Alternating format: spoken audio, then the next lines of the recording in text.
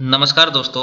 तो आज हम बात करेंगे कि IFMS के माध्यम से यदि कोई कर्मचारी ट्रांसफ़र होके या प्रमोट होके दूसरे विद्यालय में चले जाता है तो उसकी LPC हम कैसे क्रिएट करेंगे।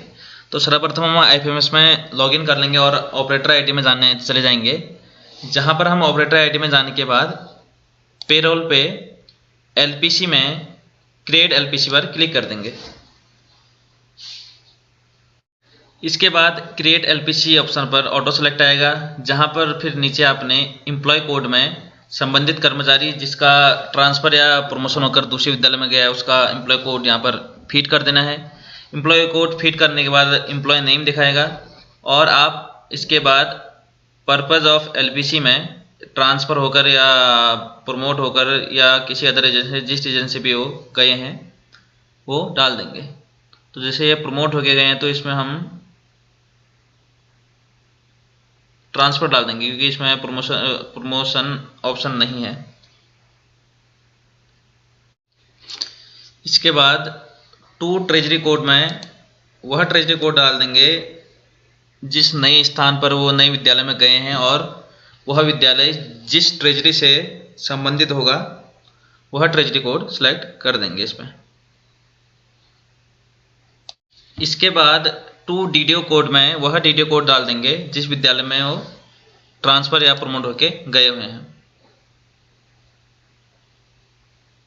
अब इसके बाद ऑर्डर नंबर और ऑर्डर डेट में वह डेट डालेंगे जिस आदेश के तहत इनका प्रमोशन या ट्रांसफ़र और हुआ है वह आदेश डाल देंगे। जैसे मान लिया कुमाऊं मंडल नैनीताल से हुआ है तो वहाँ का आदेश डाल देंगे, या निदेशालय प्रारंभिक शिक्षा या माध्यमिक शिक्षा उत्तराखंड देहरादून जहाँ से भी इनका जो ऑर्डर आया होगा वह ऑर्डर नंबर और ऑर्डर डेट इसमें फिट कर देंगे।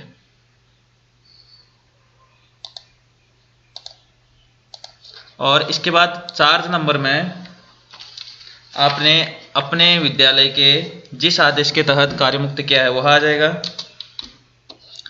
और चार्ज डेट में कार्य मुक्त करने की तिथि आ जाएगी और इसके बाद आप इसे सेव कर देंगे। तो इसके बाद आप सेकंड ऑप्शन अपलोड डॉक्यूमेंट में चले जाएंगे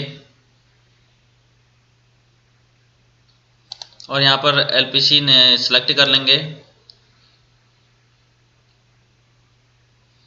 और ट्रांसफ़र ऑर्डर में आप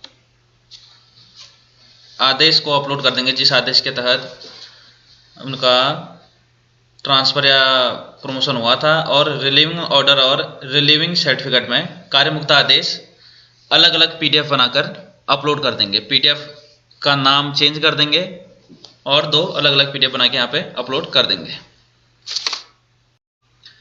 इसके बाद तीसरे ऑप्शन सबमिट रिक्वेस्ट में चले जाएंगे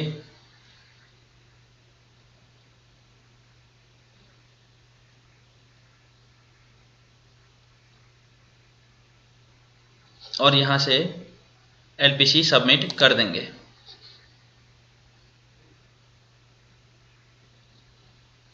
और इसके बाद आप चौथे ऑप्शन इंडिविजुअल LPC प्रिंट में जाकर संबंधित कर्मचारी का जो LPC है उसका प्रिंट आउट निकाल सकते हैं। और LPC की प्रिंट आउट निकालने के बाद आप उसके साथ कार्यमुक्त आदेश और जो पदोन्नति या स्थानांतरण आदेश था वह सभी लगाकर ट्रेजरी में सबमिट कर दें और इसे तीनों स्तरों से अप्रूवल्स में जाकर